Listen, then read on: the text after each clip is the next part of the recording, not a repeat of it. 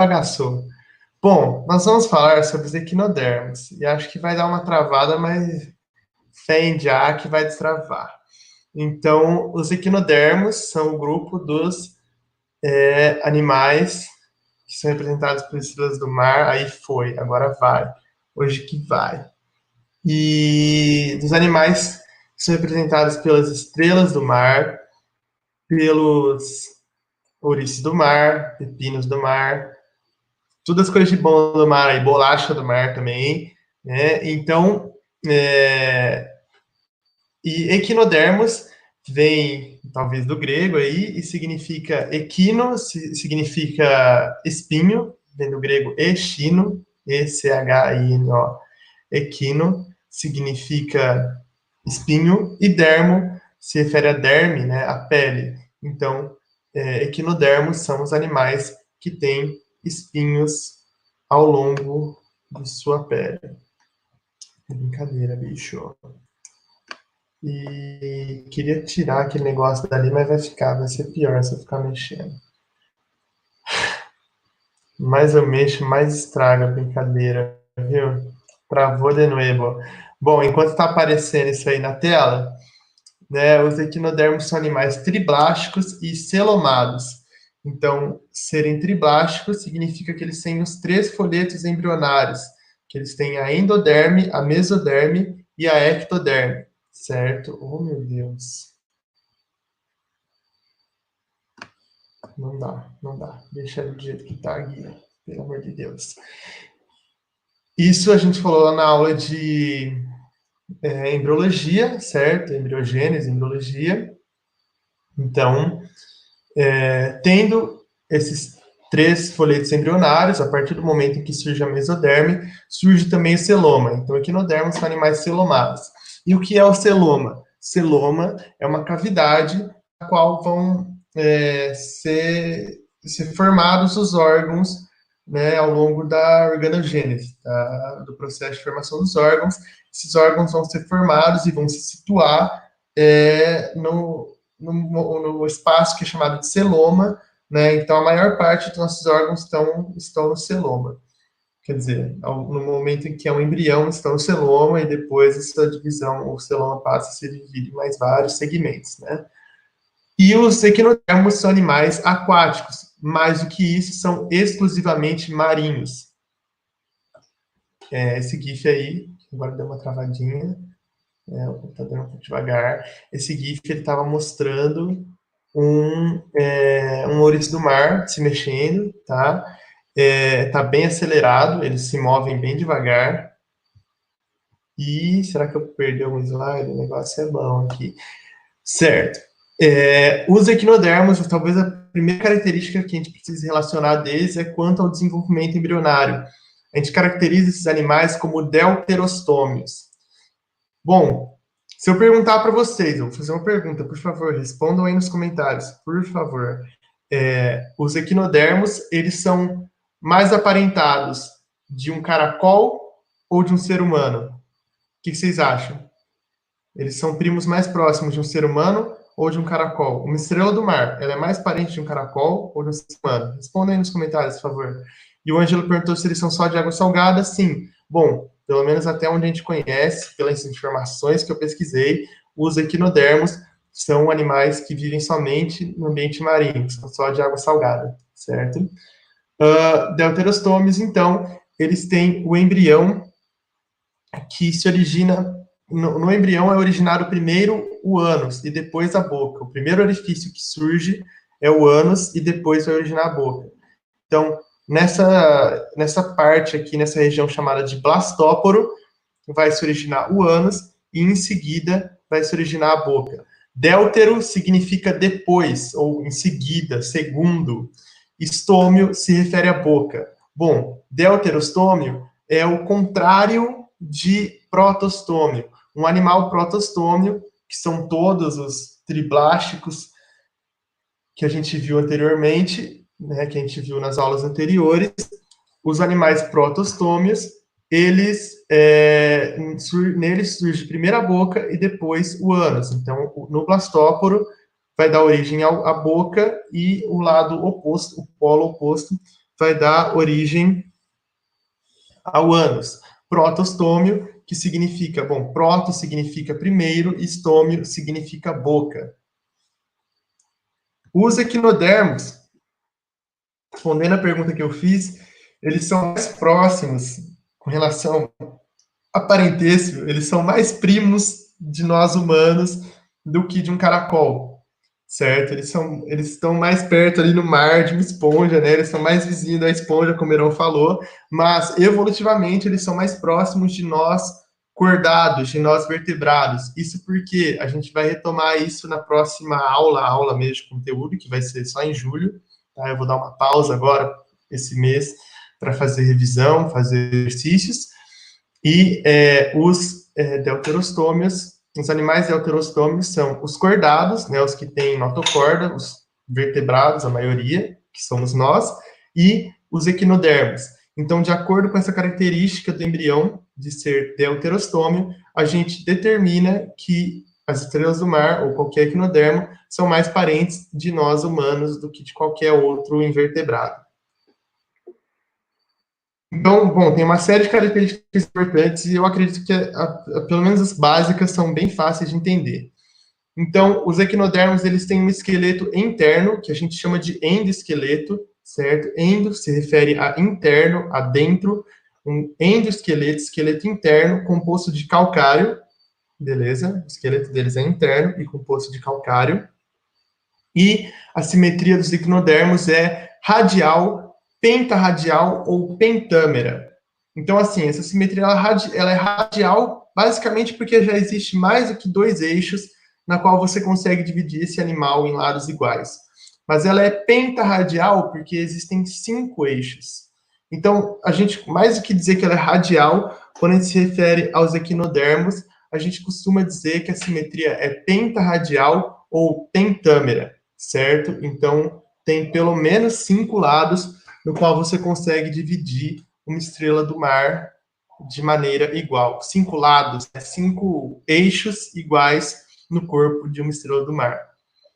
O mesmo vai valer para um ouriço do mar, para um pepino do mar, por mais que pareça que não, quando você olha assim de cara para um pepino do mar, ou até mesmo para um ouriço do mar, porque ele é bem esférico, né? Repara no ouriço do mar, dá para dizer que ele tem uma simetria pentarradial, ele tem 5 eixos iguais, igual a uma estrela do mar? Bom, mas na verdade ele tem. E eu vou mostrar para vocês já já. Já já é muito, muito em breve mesmo, daqui a alguns segundos, talvez. O sistema digestório dos equinodermos é completo, o que significa que eles têm boca e ânus, então eu já falei várias vezes para vocês, isso é muito importante vocês saberem, para ter um sistema digestório completo são necessárias só 2 estruturas, a boca e o ânus. É lógico que tem uma série de estruturas ainda ao longo desse trato digestório, mas para determinar que o sistema digestório é completo, somente boca e ânus são necessários. E o ouriço do mar tem uma estrutura bem famosa, que é chamada de lanterna de Aristóteles, que é uma estrutura de raspagem com tipo uns dentinhos aqui na boca dele, certo? Essa é a lanterna de Aristóteles. Na verdade, se você olhar a estrutura interna, dá para entender porque o nome é lanterna de Aristóteles. Na verdade, eu nunca consegui aceitar muito bem esse nome ser lanterna de Aristóteles. Porque se você procurar por Aristóteles, associado a alguma lanterna, você não encontra nada. Então, eu não entendi de onde tiraram essa ideia de chamar essa estrutura de lanterna de Aristóteles. Isso daí, para mim, lembra muito mais o predador. O predador, o ETzão lá, poderia simplesmente chamar boca de predador, ao invés de chamar lanterna de Aristóteles. Ia ser muito mais fácil. Mas o nome dessa estrutura, que infelizmente deram, é lanterna de Aristóteles. E aqui, nesse corte, talvez seja transversal, que fizeram nesse ouriço do mar, dá para visualizar a simetria pentarradial dele. Assim como a estrela do mar, ele tem 5 eixos iguais no corpo, certo? Você consegue dividir o corpo desse ouriço do mar em 5 eixos iguais, beleza? Então, a simetria dos equinodermos é...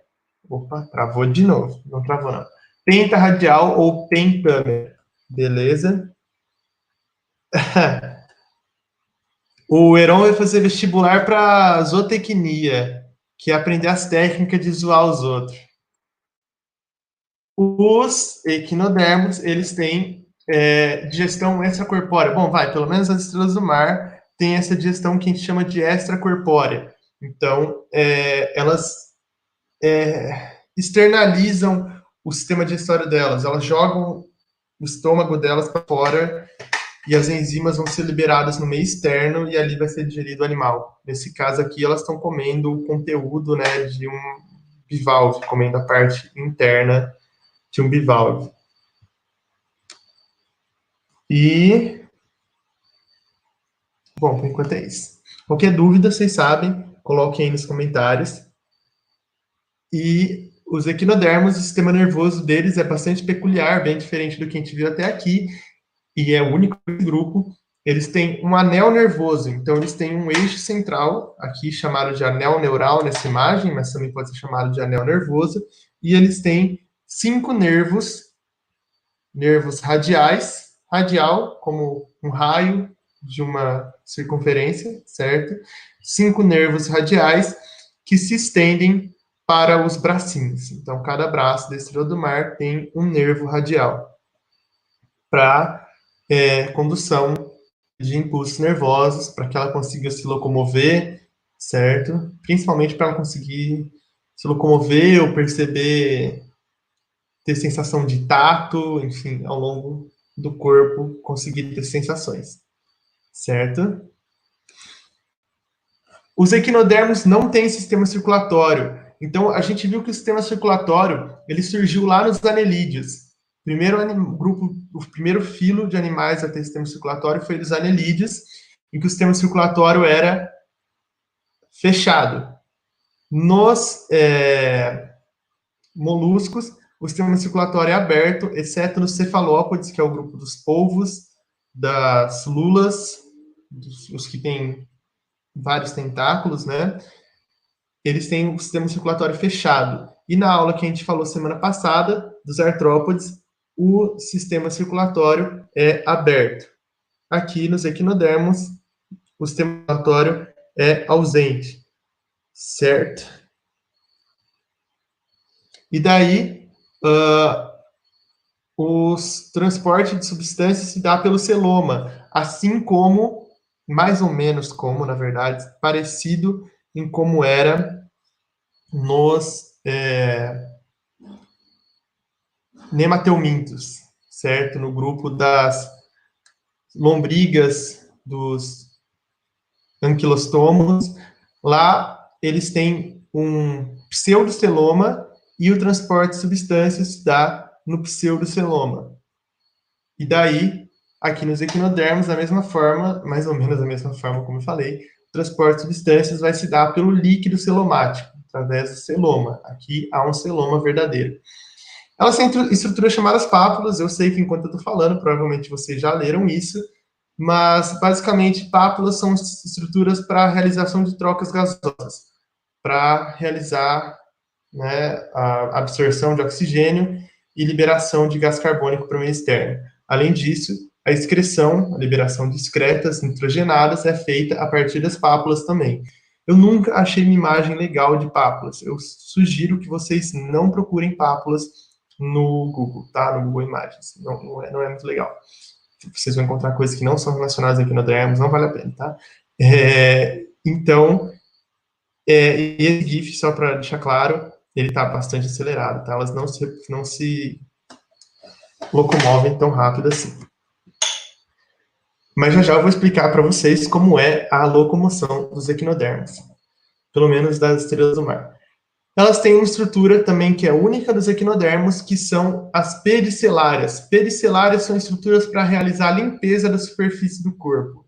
Então, elas retiram partículas e animais que podem estar, né, podem ser corpos estranhos, podem eventualmente produzir algum efeito negativo nos equinodermos.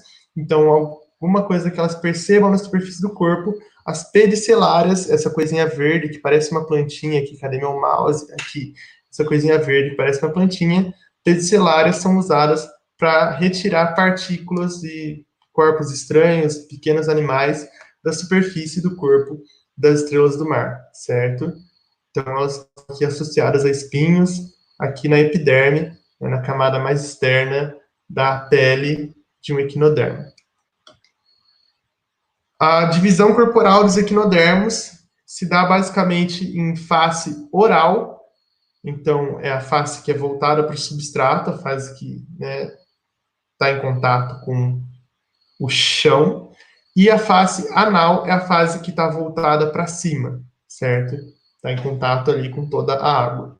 Então, a partir da face anal, melhor, ali na face anal se encontram poros genitais. Poros genitais são saídas para os gametas, para células sexuais, certo? Para óvulos e espermatozoides. E, além disso, na face anal também está a entrada do sistema hidrovascular, o ambulacrário. Então, bom, como é que uma estrela do mar se move? Então, vocês veem o tempo todo lá no Procurando Nemo é um clássico, né?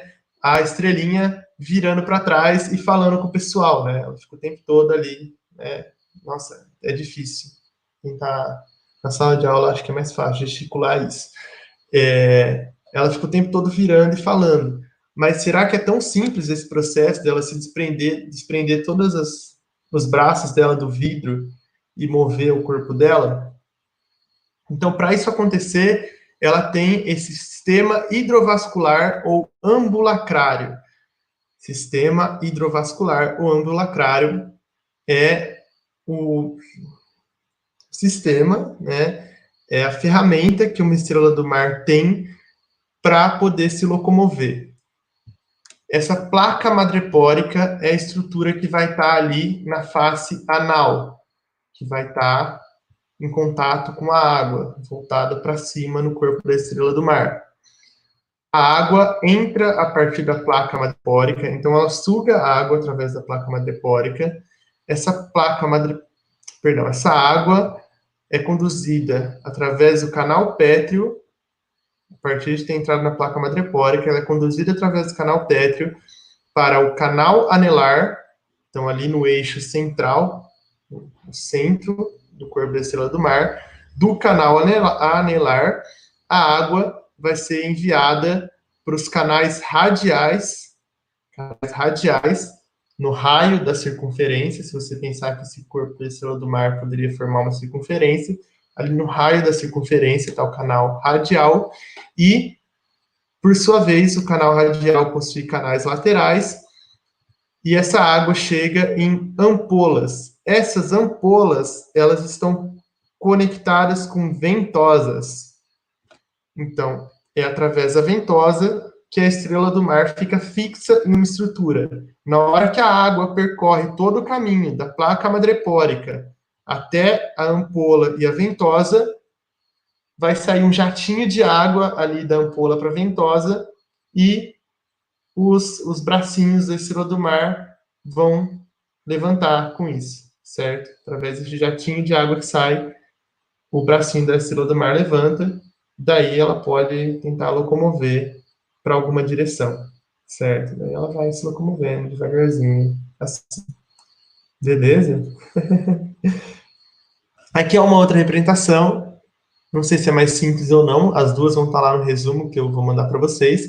Então, a partir da placa madrepórica no eixo central, a água entra no canal circular, ou canal anelar, vai para o canal radial e chega ali nas ampolas e ventosas, no que a gente chama de pé ambulacrário da estrela do mar. Beleza? Qualquer dúvida, coloque aí nos comentários.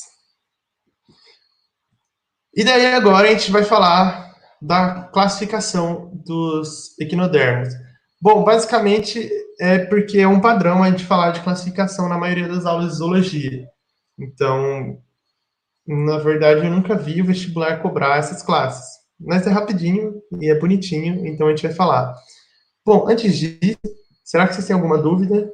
Se ficou alguma dúvida desses aspectos da anatomia dos equinodermos, deixe nos comentários. Então, endoesqueleto calcário, tipo de simetria, que é radial ou pentarradial, essa estrutura ali na boquinha, que a gente chama de lanterna de Aristóteles, que é uma estrutura de raspagem, uma estrutura com dentes para auxiliar na alimentação. O sistema digestório deles é completo.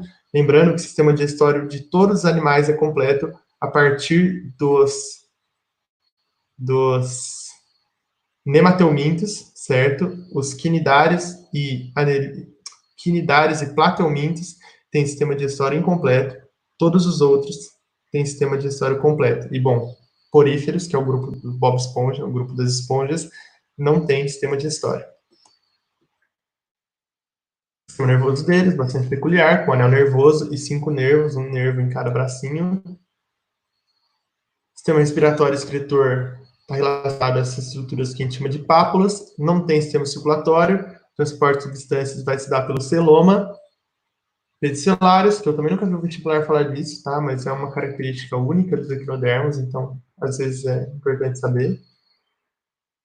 E sistema hidrovascular e ambulacrário. Se ficou alguma dúvida, deixe nos comentários, ou se não, vem no WhatsApp que a gente explica. Bom, o primeiro grupo, certo? A primeira classe de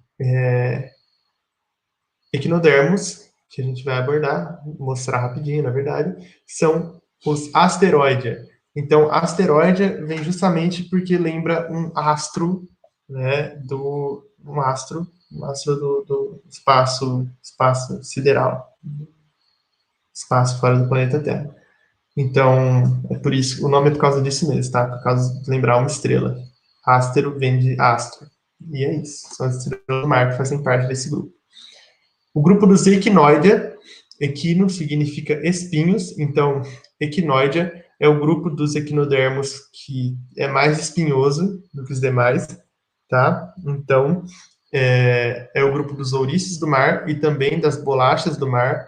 Não sei se já viram uma bolacha do mar na praia, geralmente a gente encontra ela sequinha, só o esqueleto dela, na verdade, né? Então, isso daqui, nessa imagem aqui está representado com o corpo dela ela viva, né? Mas geralmente a gente encontra só o esqueleto dela e ele, até porque ele está ressecado, ele quebra muito fácil. É um negócio super lindo e tal, mas você pega, daqui a pouco você tá andando com ele na praia, ele quebra de bobeira, assim.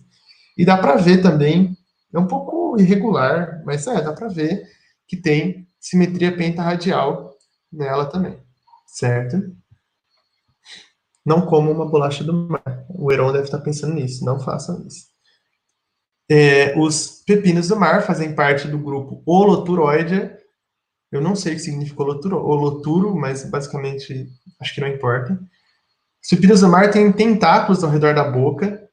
E tá, e daí? Quem quer olhar para a boca desse bicho? Que importa, né? Mas e nem é tão visível esses tentáculos, mas se você olha para uma larva, isso aqui é uma larva de pepino do mar. Então, já dando um spoiler sobre a reprodução, eles têm desenvolvimento indireto, todos os equinodermos. E eles têm tentáculos ao redor da boca, que é bem simples de visualizar se você olha para uma larva de pepino do mar. O lírio do mar, que lírios do mar fazem parte do grupo Crinoidea, e, bom, crinoides são representados por lírio do mar, é isso. E ele é esse bichão aí. Ele tem um monte de braços e ele tem essa capacidade de nadar muito mais avançada do que a de um equinodermo, certo? Esses braços parecem penas, é muito louco. Olha isso, isso é um equinodermo, tá? Parece um monte de pena, né? Ele tá nadando pelo mar. E é muito peculiar porque em inglês tudo que eu falo isso na aula de equinidários, inclusive, em inglês tudo que é aquático eles colocam fish no nome. Então, água viva em inglês é jellyfish, a tradução seria peixe gelatina, ou peixe gelatinoso. Tudo em inglês é coisa com fish, que é aquático, eles vão tacar fish no nome. Então, o que a gente chama de estrela do mar, eles chamam de starfish, seria peixe-estrela, a tradução literal, né? Peixe do mar, não sei, mas o lírio do mar é lilyfish, né? Peixe-lírio. Lírio é uma planta que tem uma flor e tal, por isso esse nome. E Ophiuroida, Ophiuro se refere justamente às serpentes e ao grupo das serpentes do mar, que na verdade são muito mais parecidas com uma estrela do mar. Se você olhar aqui na região central do corpo, parece até uma estrelinha do mar. E tem esses bracinhos que lembram uma serpente. Muito louco, né? Essas são as serpentes do mar. Bom, agora voltando ao que realmente importa, os equinodermos eles têm uma capacidade incrível de regeneração. Então, o braço deles, né, se eles perdem um braço, eles conseguem regenerar esse braço. Só que, bom, pelo que eu sempre entendi do que eu pesquisei, acontece que é mais ou menos se você pensar na lógica da lagartixa. Se você pegar uma lagartixa e partir o rabo dela, quer dizer, ela provavelmente vai soltar o rabo dela se ela se assustar. Vocês sabem disso? Se uma lagartixa é um método de defesa da lagartixa. Ela solta o rabo dela do corpo e corre, e o rabo dela continua batendo. E a lagartixa ela tem a capacidade de regenerar o rabo. Só que o rabo que ficou não vai regenerar uma lagartixa. O mesmo acontece para a estrela do mar. Então, costuma-se dizer que a estrela do mar ela se reproduz por regeneração. Bom, se ela perde um braço, ela vai regenerar esse braço, mas esse braço não vai regenerar uma estrela do mar. Basicamente porque perdeu o contato aqui com o eixo central, aqui, com o anel neural, certo? Mas, pelo que eu pesquisei, com um pouquinho mais de detalhismo, com um pouco mais de uma pesquisa mais refinada, parece que em alguns casos incomuns, as estrelas do mar conseguem sim se reproduzir por regeneração. Os equinodermos conseguem se reproduzir por regeneração. Parece que isso acontece mais na família, na classe Holoturoidea, tá? Dos pepinos do mar, mas é algo bastante incerto e não é o tipo de informação que o vestibular deveria abordar. Tá? Então, a gente considera que a reprodução dos equinodermos é somente sexuada. A via de regra, né, pensar na regra geral, a reprodução dos equinodermos ela é sexuada. Porque se a gente estivesse falando de reprodução a partir de regeneração, seria assexuada. Tá? Na reprodução sexuada, ocorre junção entre células sexuais, junção entre um óvulo e um espermatozoide. E daí o que acontece? Os equinodermos, então, para a reprodução sexuada deles, eles são animais dioicos, o que significa que eles têm se refere a dois, eles têm dois sexos biológicos, que é o macho e a fêmea. Então, existem organismos machos com aparelho reprodutor masculino e organismos fêmea com aparelho reprodutor feminino, diferente do que seriam os monóicos, que têm um só, que é o hermafrodita. Então, equinodermos são 100%, são todos dioicos, sem sexos separados em dois sexos biológicos, certo? E a fecundação dos equinodermos é externa, significa que o óvulo e o espermatozoide vão ser liberados na água, e lá na água o óvulo vai ser fecundado, o embrião vai ser gerado na água, externamente ao corpo da fêmea. Isso é fecundação externa. Eles têm desenvolvimento indireto, que significa que eles têm fase larval. Então, que essa larva precisa passar por metamorfose para se tornar um adulto. Acho que vocês estão entendendo isso daí. Qualquer coisa, só comentar aí a dúvida ou mandar no WhatsApp. E essa larva deles tem simetria bilateral. Eu sempre dou um zoom nessa larva porque, meu, olha só como ela parece um ETzão. Muito louco, né? Bom, eu acho que lembra muito um ETzão. Daqueles filmes. Ah, bom, enfim. E é muito peculiar, e realmente é tão peculiar que o vestibular já falou disso, não a questão do ET, tá?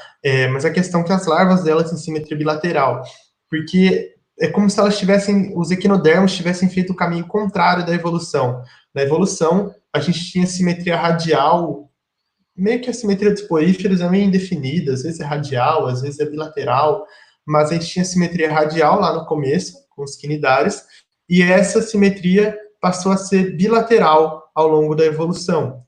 Os invertebrados superiores, né, os invertebrados que surgiram posteriormente, e nós, vertebrados, temos simetria bilateral. E os equinodermos, meio que eles fazem o caminho oposto. Eles nascem bilaterais e se tornam, né, essa simetria deles passa a ser radial. Mas se você observar bem, dá para notar que tem 1, 2, 3, 4, e esse daqui possivelmente seria um quinto bracinho do equinodermo. Então, essa larva vai ter um desenvolvimento aí que vai formar essa estrutura com simetria pentarradial pentâmera. O Otávio falou aí que é um Deoxys, né? E realmente eu gosto muito de Pokémon, isso me lembra um Deoxys, só que lembra muito um ET que eu vi num filme há muito, muito tempo atrás, que eu não consigo mais descrever. Bom, tem alguns exercícios para vocês fazerem, tem bem pouco, então não sei se compensa fazer aqui. Acho que eu vou deixar para vocês fazerem em casa, porque tem poucos. Esse exercício é bem legal, ele fala da questão do embrião, né, na USP, e ele é de questão aberta, questão dissertativa, então é bom para vocês treinarem a escrita, por favor, façam. Se quiserem mandar para mim, certo? Para eu avaliar como ficou a resposta de vocês, para eu sugerir alguma coisa, mas eu envio o gabarito também, certo? Então ele pergunta, né, a palavra deuterostômio deriva do grego deuteros, secundário, segundo, e estoma, boca. Que característica justifica denominar os equinodermos como deuterostômios? Cite outro filo animal com qual essa característica é compartilhada. Na verdade, a gente ainda não falou desse filo, mas a gente vai falar daqui a algumas semanas. Bom, eu acho que por enquanto é isso. Espero que vocês não vejam o gabarito. Eu quero ver se tem algum GIF no final. Qualquer coisa é só pausar o vídeo também para ver o gabarito. E se vocês tiverem alguma dúvida, deixem aí nos comentários. Enquanto isso, eu vou só explicar. Então, nas próximas semanas, a minha ideia é fazer exercícios, abrir uma sala no Google Meet, ou, possivelmente abrir uma sala no Google Meet e fazer exercícios, tirar dúvidas. Se vocês quiserem separar exercícios para a gente fazer, levar ali na hora.